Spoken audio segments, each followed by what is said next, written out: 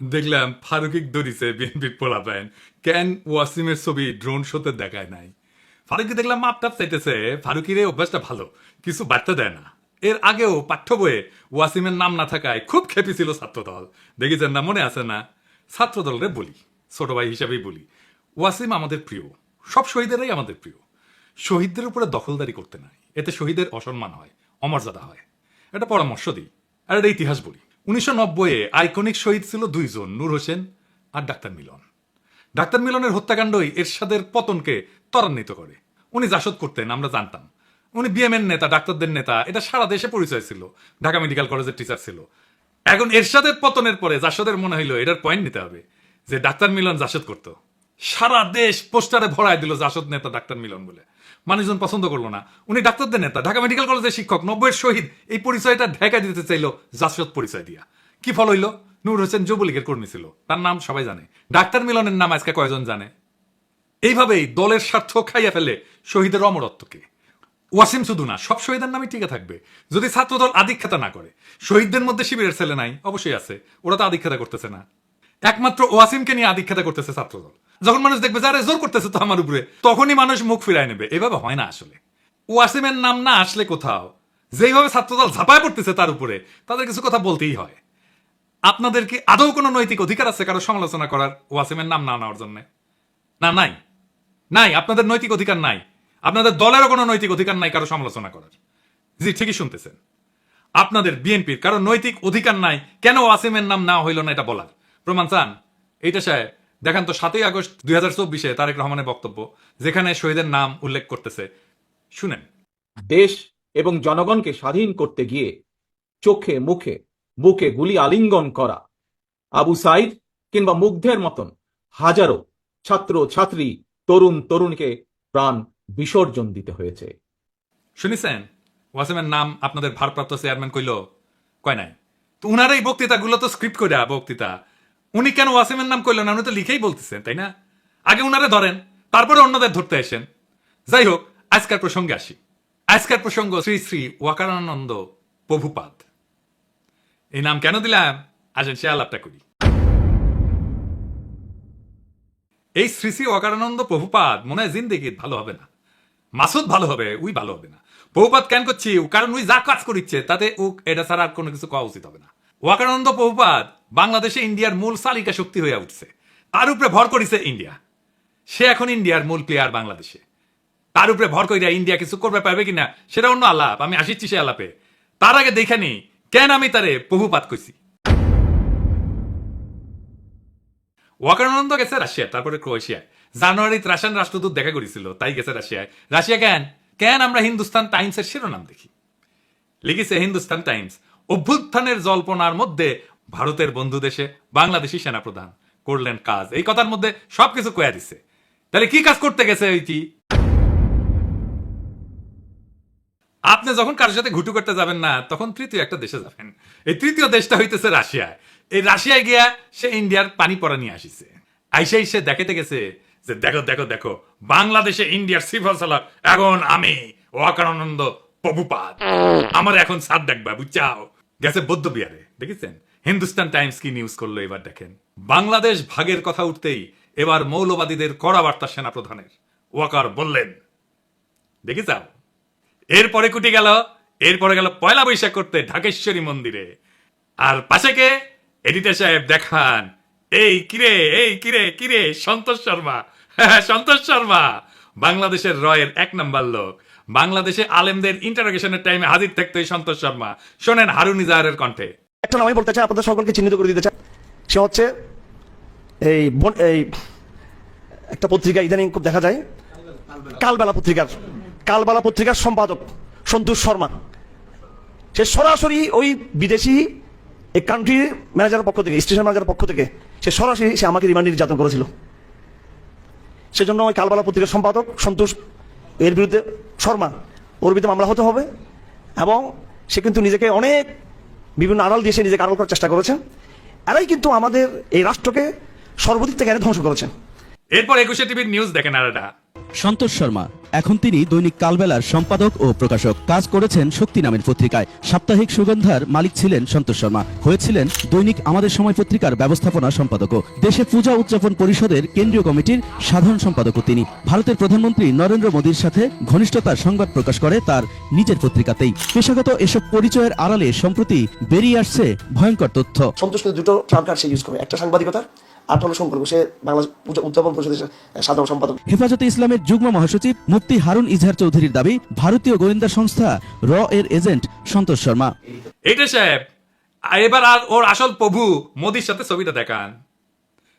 এইবার আমাকে প্রিয় সালাউদ্দিন সাহেবের সাথে দেখান, ভিডিওটা দেখান না। দেখেছেন মালটা? এইবার সব হিসাব মিলিছে, খাপে খাপ মমতাজের বাপের মতো মিলে গেল। তার মানে এইটার পিছনে একটা বিশাল পরিকল্পনা আছে ওয়াকারের এই ভিজিটের পিছনে। আমরা একে একে দেখবো ওয়াকারুজ্জামান কেমনে ওয়াকারানন্দ প্রভুপাদ হইয়া উঠলো, সেই জার্নিটা আমরা এক্ষুনি একটু দেখি। ওয়াকারের সাথে তো ইন্ডিয়ার পররাষ্ট্র সচিব ক্যান্টনমেন্টে গিয়ে দেখা করেছিল, তাই না? সেনা প্রধান তো সারাক্ষণ নাকি কথা কইতেছিল নতুন সরকার তৈরির সময় ভারতের সেনা প্রধানের সাথে, তাই না? ভারতের সেনা প্রধানই কয়ে দিছে, As of today, firstly, there is no vulnerability from any side. I am in touch with the chief of Bangladesh during the time of when this changeover took place. I was in constant touch with him, and even thereafter, in November 24, we had a video conference also. When we talk about the relationship we should talk about when there is an elected government. So, as of now, the relationship is with the military is well and perfect. তারপর আয়নাগর ভিজিটে বাধা দিছে, তাই না? 600-র বেশি আওয়ামী লীগ দাগিদেরকে ক্যান্টনমেন্টে আশ্রয় দিছে, তারপর পলায় যেতে সাহায্য করছে। লেফটেন্যান্ট জেনারেল মুজিবকে ক্যান্টনমেন্টে অন্তরীণ অবস্থায় পলায় যেতে সাহায্য করছে। বিডিআর হত্যাকাণ্ডের বিচার আর করা যাবে না কইছে না? এই বর্বরতা কোনো সেনা সদস্য করেনি, সম্পূর্ণটাই তদানীন্তন বিজিবি সদস্য দ্বারা সংঘটিত। Full stop. এখানে কোনো ইফ এবং বাট নাই। আয়নাগরে সব এভিডেন্স নষ্ট করেছে ক্যান্টনমেন্টের মধ্যে। রাজনৈতিক দলগুলোরে ডেকে নিয়ে ঘুটু করেছে, তারপর আঙ্গুল উঁচায় শশাইতে গেছে, সারা দেশের মানুষের ঠাপ খেয়ে টানছে। হাসনাত্রেও ধরতে গেছিল, পাবলিকের দিছে ঠাপ, হটিছে পিছে। তারপর শহীদ পরিবারের সাথে নাটক করেছে, পন্দের আলোতে কলাম লেখাইছে, ছাত্র সৈনিকের ঐক্য যেন ফাটল না ধরে। সৈনিক মানে সাধারণ সৈনিক না, কিন্তু সৈনিক মানে ওয়াকার। তারপরে সার্জিসরা ম্যানেজ করেছে ওয়াকার, তারে দিয়ে বিবৃতি দেওয়াইছে। তাই সার্জিসটা নিয়ে একটা কথা কওয়া দরকার। অনেকেই কইছে, আমি কিছু কই নাই, এমন একটু কই আর কি। সার্জিসের কথাবার্তা শুনে আমি শিওর ওয়াকারের সাথে ওরা একটা গুটু হয়েছে। সার্জিস একটা কথা কই তোমারে সৌরভ ভাই, মনে কইরা আমাদের টাইমে এরশাদের বিরুদ্ধে আন্দোলন করতেছি, তখন ডাকসুর জিএস ছিল জিয়াউদ্দিন বাবলু। দারুণ বক্তৃতা দিত, বাসদ ছাত্রলীগ করেছিল, খুব স্মার্ট পোলা ছিল। তোমার মতোই বক্তৃতা দিত, সুন্দর করে কথা কইতো আর কি। এরশাদের সাথে হাত মিলাইলো, মন্ত্রী হইলো এরশাদের। মারা গেছে বেচারা, কিন্তু তার পলিটিক্যাল ক্যারিয়ার শেষ। ক্ষমতার সাথে কম্প্রোমাইজ করলে রাজনীতি থাকে না। রাজনীতি হইতেছে ক্ষমতার সাথে টক্কর দেওয়া। বাংলাদেশে খালেদা জিয়ার যে ইমেজ এটা হয়েছে তার প্রিন্সিপাল পজিশনের জন্য, হাসিনার যে খাসটা ইমেজ তা কম্প্রোমাইজের জন্য। জিয়াউদ্দিন বাবলু তো আমারও নেতা ছিল, আমি তো তখন মফস্বলের ছোট নেতা।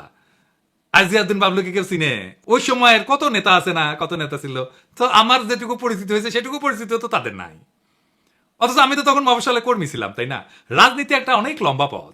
এইখানে এই বয়সে কম্প্রোমাইজ করে ফেললে হয়তো এমপি হবা দুই একবার, তারও বেশি হইতে পারো, মন্ত্রীও হয়তো হবে, তারপর জিয়াউদ্দিন বাবলু হয়ে যাবে। হাসনাত মন্ত্রী এমপি হইতে পারবে কিনা জানি না, কিন্তু বাংলাদেশের নেতা হবে, আগামীর বাংলাদেশের নেতা হবে, যদি তার ইমেজটা এইভাবে ধরে রাখতে পারে। মার্চ ফর গাজায় হাসনাত যে মিছিল করিচ্ছে না, ওর পাশের জায়গাটা তো তোমার হইতে পারতো সার্জিস, হয় নাই? ওই জায়গাটা রাজনীতির। আর ওয়াকারানন্দ প্রভুপাদের সাথে যে কোনো কথাবার্তা নেগোসিয়েশন সব প্রাসাদ ষড়যন্ত্র, ওইখানে রাজনীতি থাকে না। যাই হোক, এই যে ওয়াকার এইসব করিচ্ছে, কেন করিচ্ছে, কিভাবে শুরু হইল এটা? বিক্রম মিশ্র এসে তার সাথে মিটিং করলো। আসছিল বিক্রম মিশ্র বাংলাদেশে, তারপরে হাওয়া, ওর খোঁজ পাওয়া যাচ্ছে না কয়েক ঘন্টা। তারপরে দেখা গেল ওয়াকারের সাথে মিটিং করেছে, এবং এই মিটিং কোনো শিডিউলে করা মিটিং না, কোনো আগে থেকে ঠিক করা মিটিং না, হুট করে মিটিংটা কইরা চলে গেল। তারপরে খালেদা জিয়ার সাথে দেখা করলো ওয়াকার। এটাই হইতেছে মূল খেলা ঘোরানোর ইভেন্ট। এইখানেই ওয়াকার, বিএনপি আর ইন্ডিয়া তিনজন এক লাইনে আসে। ওয়াকার হইয়া ওঠে বাংলাদেশে ইন্ডিয়ার পিভট। মানে সাইকেলের চাকা দেখেছেন না তো, সাইকেলের চাকার স্পোক গুলা যে লেগে থাকে যে মাঝখানে, ওই যে ইয়ের কাছে, ওই গোল্লিয়ার কাছে, ওটাই হইতেছে পিভট, বুঝছাও? তো বিএনপি তো এইটা পিভট হয়ে উঠছে ওয়াকার। বিএনপি 72-এর সংবিধান, মুক্তিযুদ্ধের চেতনার, অসাম্প্রদায়িকতার, আওয়ামী লীগ ন্যারেটিভ গুলো বলতে শুরু করছে না তারপর থেকে। তারপরে ওয়াকারের পৌরুষ জায়গা ওঠে, সে হারকুলিস হইতেছে, রাওয়া ক্লাবে আঙ্গুল উঁচায় দাবরানি দেওয়ার চেষ্টা করে। ওই দাবরানি আমি একা দাঁড়ায় চ্যালেঞ্জ করেছিলাম। আমি বলেছিলাম ওই আঙ্গুল আমরা চিনি, নামায় কথা বলো ওয়াকার। তারপরে তো হাসনাতের ঘটনা ঘটলো। আমরা যখন পাল্টা দাবরানি দিলাম তখন তারেক রহমান ওয়াকারের পিছে দাঁড়াইলো, বলল সেনাবাহিনীকে বিতর্কিত করার চেষ্টা হচ্ছে। ওয়াকার কি সেনাবাহিনী নাকি একজন ব্যক্তি? তারেক রহমানের ওয়াকারকে কেন সেভ করতে নামতে হইলো? ওয়াকার তো নিজেই বিতর্কিত কাজ করতেছে, একটা দুইটা না, অসংখ্য।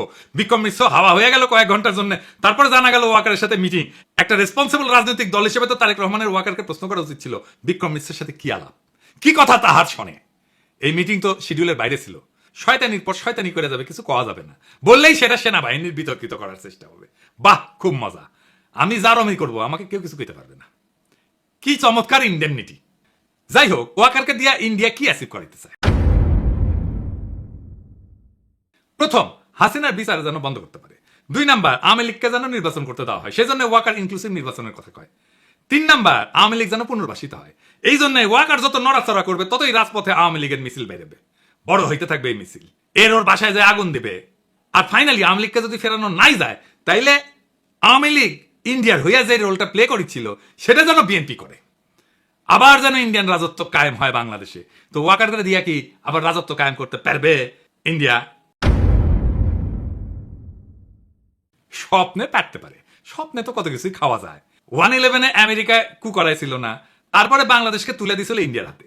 ইন্ডিয়ার নিজের একার কিন্তু হ্যাডম হয় নাই বাংলাদেশের উপরে দখলদারি কায়েম করার। ইন্ডিয়ার বাপেরও সাধ্য নাই বাংলাদেশে আবার দখলদারি কায়েম করে, বরং ওয়াকার, বিএনপি আর ইন্ডিয়ার এই অশুভ মৈত্রী পরাজিত হবে।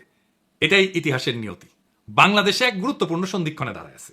জুলাই বিপ্লবের পর প্রফেসর ইউনূস যে সরকার পরিচালনার দায়িত্ব দেওয়া হয়েছে, তা শুধু নির্বাচন আয়োজনের জন্য না, বরং দীর্ঘদিনের দুর্নীতিগ্রস্ত রাজনৈতিক এবং প্রশাসনিক কাঠামো সংস্কারের জন্য। টাইম ম্যাগাজিন তার দুনিয়ার সবচাইতে প্রভাবশালী ব্যক্তিত্ব বলে স্বীকৃতি দিছে। এই মানুষটার লিডারশিপে আমরা সমস্ত ষড়যন্ত্রের জাল ছিন্ন করে আগায় যাব। এই সময়টা একটা বিরল সুযোগ আমাদের রাষ্ট্রকে পুনর্গঠন করার। কিন্তু এই রাজনৈতিক দলগুলা প্রয়োজনে সময় দিচ্ছে না, সাহায্য করতেছে না, তড়িঘড়ি করে নির্বাচন নির্বাচন নির্বাচন কইরা মাথা খারাপ করে দিছে। এই তড়িঘড়ি নির্বাচন করলে আগের যে সিস্টেম ছিল সেটাই থাকবে, কিছুই বদলাবে না। আবার ফিরে আসবে সেই ফ্যাসিবাদ, আবার ফিরে আসবে সেই স্বৈরাচার। বারবার দেখতেছেন না, বারবার রক্ত দেওয়া লাগতেছে, বারবার লড়াই সংগ্রাম করতে হচ্ছে, ওই একই জিনিস আবারও থাকবে যদি আমরা এবার কিছু করতে না পারি। তাই এখন এই সিস্টেমে ব্যবস্থা পরিবর্তনের সময়, শুধু নেতৃত্বের পরিবর্তন না। ইতিহাসের প্রত্যেকটা বাঁকে আমরা দেখছি, যখন দেশপ্রেমিক জনতা একত্র হয় তখন কোনো ষড়যন্ত্রই টেকে না, কোনো চক্রান্তই সফল হয় না। ওয়াকার, বিএনপি বা ইন্ডিয়া যেই হোক, যদি তারা জাতির স্বপ্ন, শহীদের আত্মত্যাগ আর জনগণের আশা আকাঙ্ক্ষার সাথে সংঘাতে আসে, তাহলে ইতিহাস তাদের জায়গা করে দেবে ব্যর্থতা আর তিরস্কারের পাতায়। সামনে অন্ধকার আছে, কিন্তু আলো কাছেই। প্রয়োজন শুধু দিক ঠিক করা আর পা বাড়ানো। আমরা অবিচল ভাবে সেই পথে আগায় যাব, কেউ আমাদের রুখতে পারবে না। নতুন বাংলাদেশ আমরা গড়বই, দ্বিতীয় স্বাধীনতাকে আমরা পরাজিত হতে দেব না। ইনকিলাব জিন্দাবাদ।